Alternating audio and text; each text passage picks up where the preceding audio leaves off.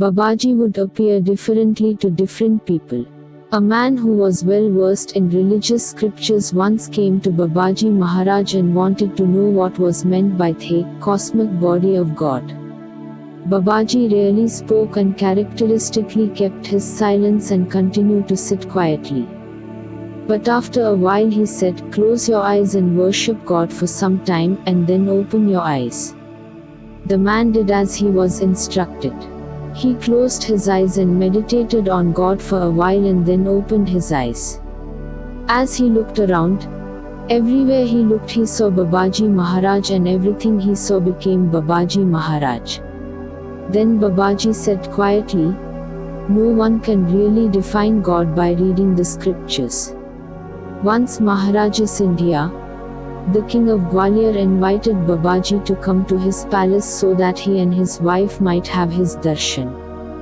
Babaji agreed, and the king and his ministers met with him at the house of a local pandit. Then Babaji went to the queen's palace and gave her darshan separately from the king. After Babaji left, the king wanted to talk to his queen about their encounter with the high saint. It came out in conversation that the queen had guessed Babaji to be around 80 years old, but the king said he had appeared to him to be a youth of around 11 years. It was a common occurrence that Babaji would appear differently to different people.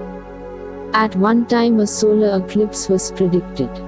Because of the auspicious occasion, many people in the small town of Ranibagh planned to take a dip in the river Gatam Ganga, which ran along the outskirts of town.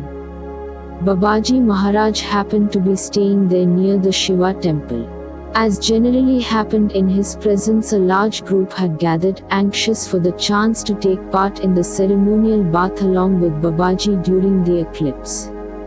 A group of others had already planned to bathe at Kurukshetra, where the famous battle recorded in the Mahabharata had taken place long ago. That place was made even holier as the site where the avatar Krishna had delivered his discourse to his companion Arjuna, as recorded in the Bhagavad Gita. As it turned out, part of the group remained in Ranibagh and the other part proceeded to Kurukshetra.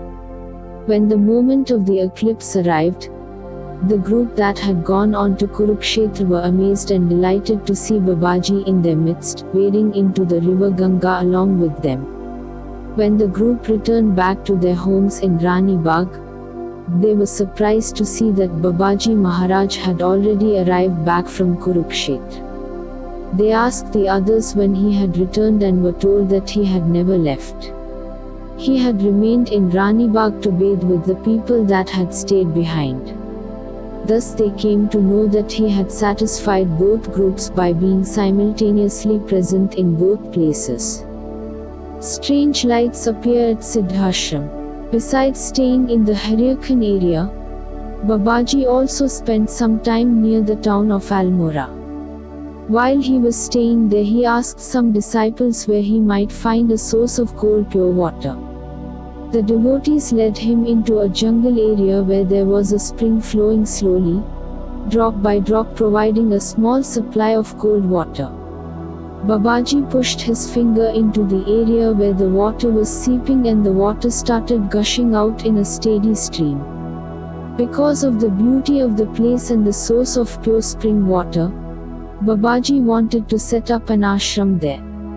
Some nearby villagers gave him some land and people started gathering at the new ashram, which Babaji Maharaj called Siddhashram. The devotees would gather during the day to be with Babaji and at night return to their village homes. One night a devotee named Siromani Pathak stayed all night sleeping with Babaji in the hut that had been built for him. In the middle of the night, Babaji woke the devotee up and told him to look in the direction of the spring. When he did, Siromani Pathak saw what appeared to be 4 bright flames of light hovering near the stream of water. The whole area was lit up by the light emanating from the flames. The flames lasted for some time and then disappeared. When Siromani asked Babaji about the lights, he was told that because the place was very sacred, various gods came to the spot and were visible in the form of lights. Other people said that they too had sometimes seen strange lights in the presence of Babaji, and they felt that they were very high saints coming to pay their respects.